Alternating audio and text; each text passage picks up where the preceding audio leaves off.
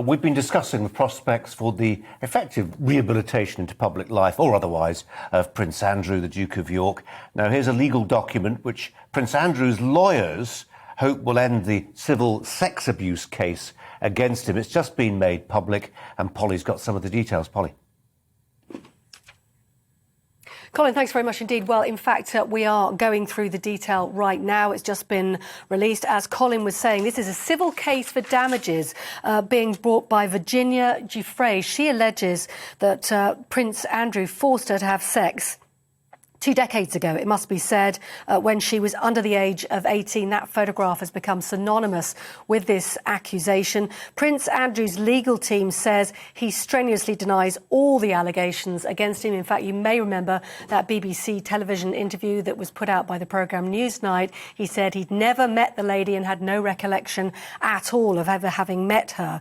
So what we're doing today is we're looking at the events coming out of New York right now. This all concerns Prince Andrew and the case against him, and indeed his relationship with the late financier Jeffrey Epstein and the agreement Jeffrey Epstein made in 2009. It was a settlement agreement, a completely confidential agreement with Virginia Giuffre at the time, before she filed her civil case for damages against Prince Andrew.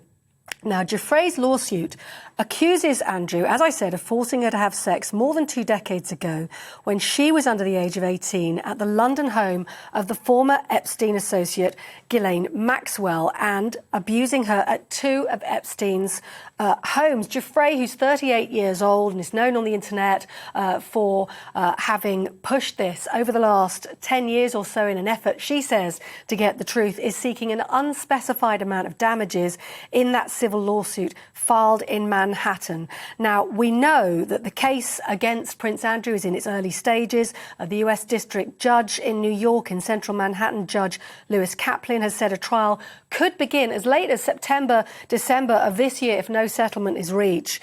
And we know as well that on hearing Andrew's motion to dismiss the case, that was scheduled for Tuesday morning.